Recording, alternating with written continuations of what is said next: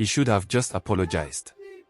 If Chidi Okonkwo had bent down that afternoon and picked up a single orange, none of what followed would have happened. But pride becomes dangerous when mixed with money. The sun burned over Tejuosho market. Traders shouted over one another. The air carried pepper, dust, diesel, roasted corn. Life was loud, chaotic, alive.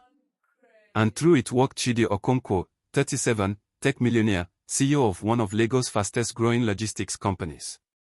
His face had been on the cover of business magazines. His company valued at hundreds of millions. His success story told at entrepreneurship conferences across the continent. He hated markets. Too noisy. Too local. Too close to the poverty he had spent his life outrunning. These places reminded him of everything he had fought to escape, everything he had sworn never to be again.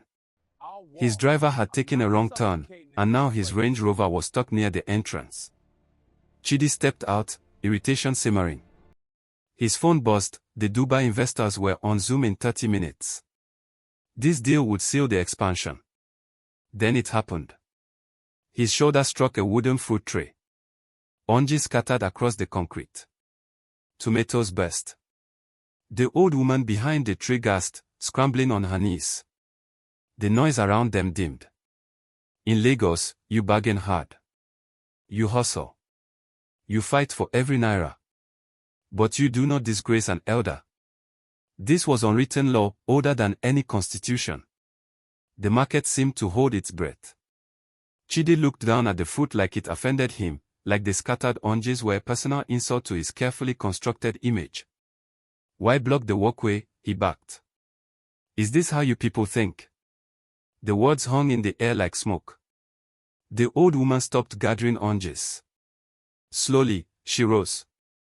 Her wrapper was faded but clean. Her hands were cracked from sun and years of labor. Her back bent from decades of bending, but her eyes were steady. Clear. Unflinching.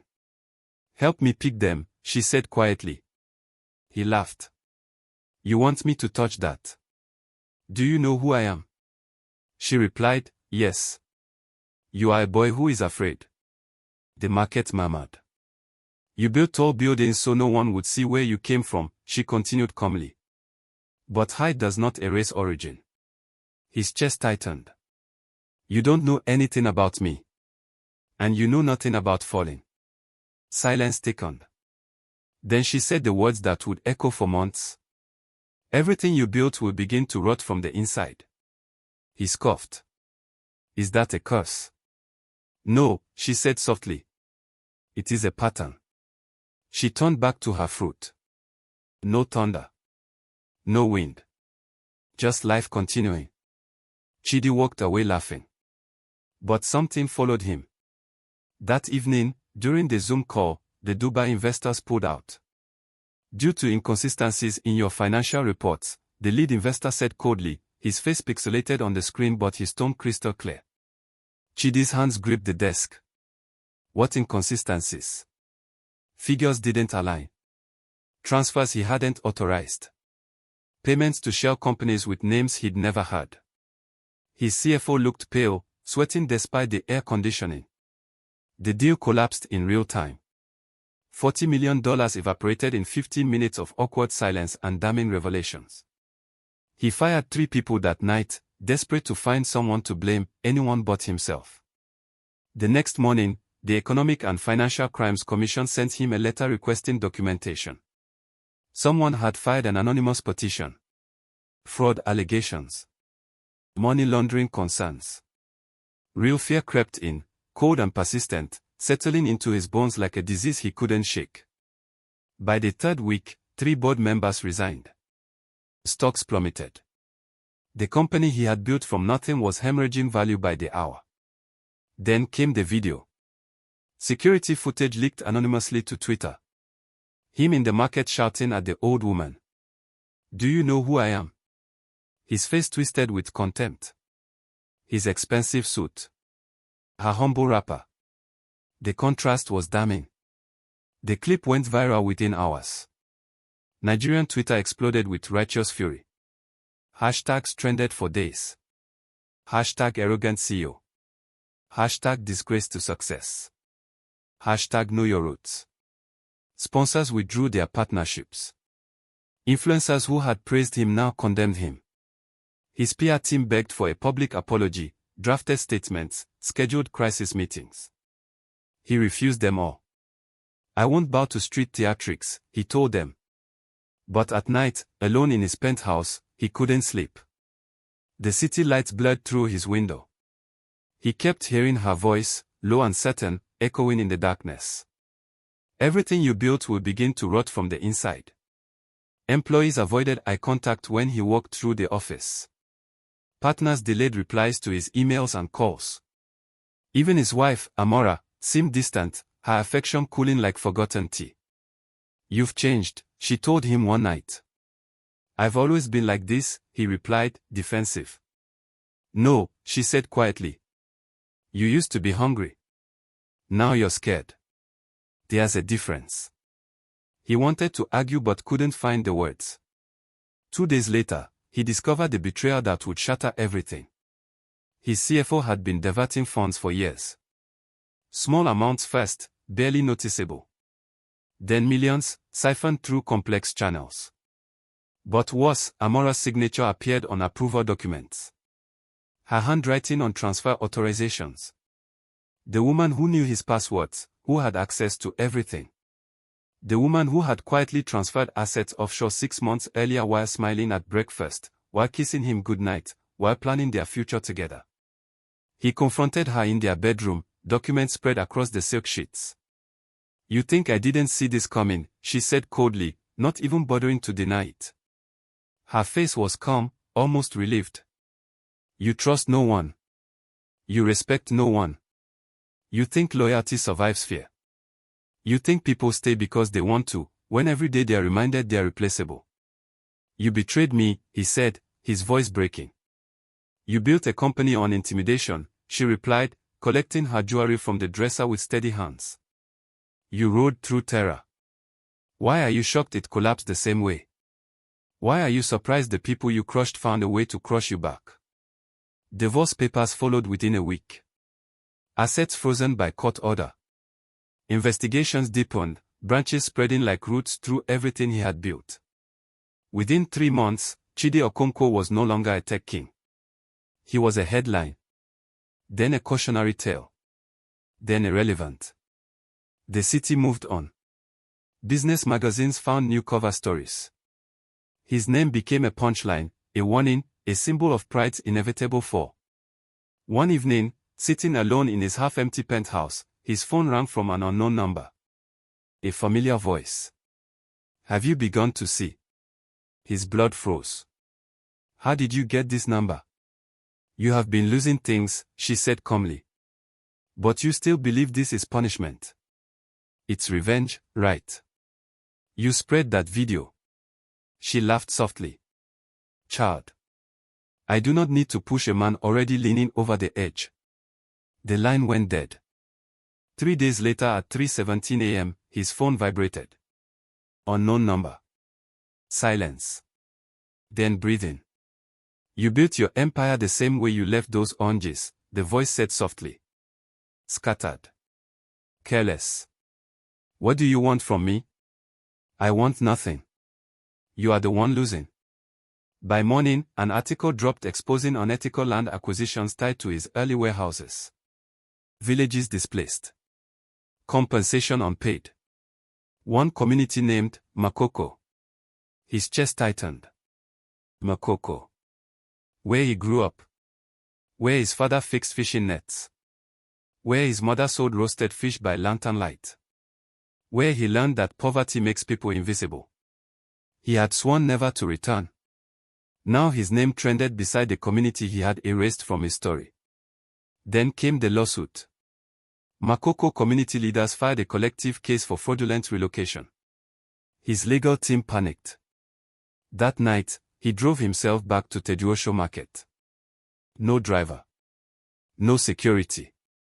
The market was quieter at night. He walked slowly, searching. Then he saw her. Exactly where she had stood before. Arranging oranges into a perfect pyramid. You, he said. She did not look surprised. You came back. And this, he demanded. What are you doing to me? She continued arranging fruit. When a house collapses, do you blame the wind? Or the cracks in the foundation? Stop speaking in riddles. She looked at him fully. Tell me, Chidi, how many people did you step on while climbing? He said nothing. You think this is spiritual? You think I cursed you? Didn't you? She shook her head. No. I revealed you. Everyone betrays. That's business. She stepped closer. That is survival thinking. Not leadership. You were not cursed.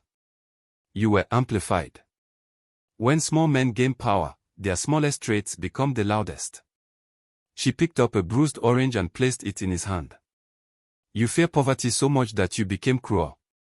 You confuse control with strength. You built walls so high that loyalty could not climb them. You don't know what it was like growing up in Makoko. Her eyes softened. I know exactly what it was like. Because I was there. I sold oranges near the bridge. Your mother bought from me. Your father owed me 20 naira once. He came back the next morning to repay it. His chest hollowed. Memories flickered. A woman near the bridge. Bright wrapper. Kind eyes. He had forgotten her face. But not her voice. You watched your father struggle. You watched people look down on him. You decided never to be him. There is nothing wrong with wanting more.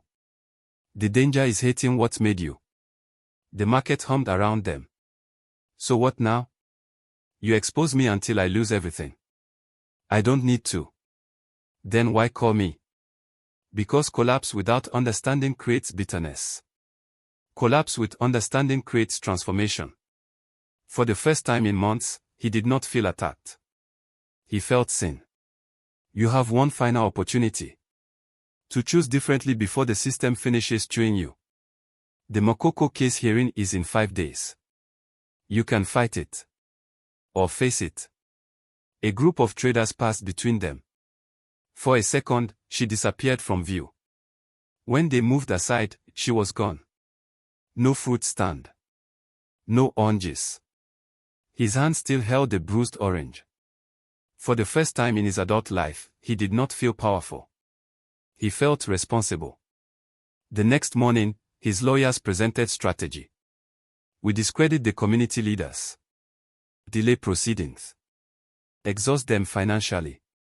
Standard corporate warfare. He looked at the documents. Then at the number of families listed, 214. He imagined 214 versions of his father. Small. Overworked. Ignored. The courtroom was packed. Journalists filled the back rows. Makoko community leaders sat together, fishermen, mothers, elderly men with sunburnt faces. Real people. Not statistics. His lawyers leaned in. Stick to the script. Deny knowledge. Blame rogue executives. But his mind was back at Tejuosho Market. Repair your image, or repair your character. Community representative spoke. An elderly fisherman described losing his waterfront home. A widow described signing documents she couldn't read. Then the projector flickered on. Drone footage of Makoko before demolition. Wooden houses. Children running. Women selling fish. Then footage after. Rubble. Concrete skeletons. His company logo towering over it all. The judge turned toward him. Mr. Okonkwo, you may respond. His lawyer stood quickly. Chidi touched his arm. I'll speak. The room shifted. For a moment, he almost defaulted to corporate tone. Then he saw a little boy in the front row holding his mother's hand. And suddenly, he saw himself. Makoko. Lantern light. A father who refused to owe 20 naira. His voice came out quieter than expected. I approved the expansion project. I knew compensation processes were incomplete. I prioritized speed over people. Camera shutters clicked. I told myself it was necessary growth. But it was fear. I was afraid of becoming invisible again. And in trying to escape that fear, I became the thing I hated. The judge leaned forward. Are you admitting liability, Mr. Okonkwo? Yes. Yes, Your Lordship. The courtroom erupted. I propose full financial restitution. Personal assets included. Transparent audits. And criminal cooperation if required. Journalists were no longer observing. They were witnessing. Not arrogance. Not spin. Accountability. The elderly fisherman who had testified stood slowly. Why now? Chidi met his eyes. Because someone reminded me where I came from. By evening, headlines shifted. Tech CEO publicly admits fault. Public opinion split. Some called it performance. Some called it weakness. Some called it courage. Chidi returned to his penthouse one last time. Nearly empty now. For the first time in months, he felt calm. His phone buzzed. Unknown number. You chose, her voice said. Yes. Do you understand why this happened? I built something on fear, he replied quietly. And fear collects interest. She chuckled softly. You are learning? Who are you really? A pause. Does it matter? Yes. I am not your curse. I am your witness. Silence. I never cursed you. I simply reminded you that power reveals. Tears slipped down his face. Why help me? Because your father once helped me. He carried my goods during a storm when no one else would. He refused payment. He told me that dignity is worth more than money. A memory surfaced. Rain. His father lifting baskets. Laughing despite exhaustion. I waited years to see if you remembered. And when I didn't, you began collapsing on your own. He let out a broken laugh. So there was no supernatural curse. No. Just consequences. Yes. An exposure. The line went quiet. Will I ever recover? That depends on what you mean by recover. She hung up. Over the next 6 months, he liquidated properties. Transferred millions back to displaced families. Signed cooperation agreements with investigators. He lost his company. Lost his luxury lifestyle. Lost powerful connections. But something unexpected happened. Makoko residents did not celebrate his fall. They watched cautiously. One afternoon, he returned there. Alone. The same elderly fisherman approached him. You could have fought. I did fight, Chidi replied softly. Just not the way I used to. The man studied him. You cannot erase what happened. I know. But you can choose what happens next. They shook hands. It wasn't forgiveness. But it wasn't hatred. And sometimes, that is enough. Months later, Chidi took a modest advisory role in a small ethical housing cooperative. No flashy titles. No interviews. Just work. One evening, walking through Tejuosho Market again, he stopped at a fruit store. Oranges arranged in a perfect pyramid. But it wasn't her. It was a younger woman. He paid. Keep the change, he said gently. As he walked away, he noticed something. On a nearby bench, the old market woman sat quietly. Watching. Their eyes met. No words. She gave the smallest nod. Then stood and blended into the crowd. This time, he didn't chase her. Because he understood. She had never been there to destroy him. She had been there to mirror him. And mirrors are dangerous. They do not lie. They simply show. He walked home carrying the oranges himself. No convoy. No ego. Just a man who finally understood that success without dignity is decay in disguise. That night, He slept deeply for the first time in almost a year. Not because his problems were gone, but because his denial was. And that makes all the difference. Every decision leaves fingerprints. Every act of arrogance echoes further than we imagine. Because sometimes, the cause isn't mystical. It's just the truth catching up. If this story stirred something in you, I'd love to hear your thoughts in the comments. And if you want more stories that hold up mirrors we're afraid to look into, subscribe. You never know which one might change how you see yourself.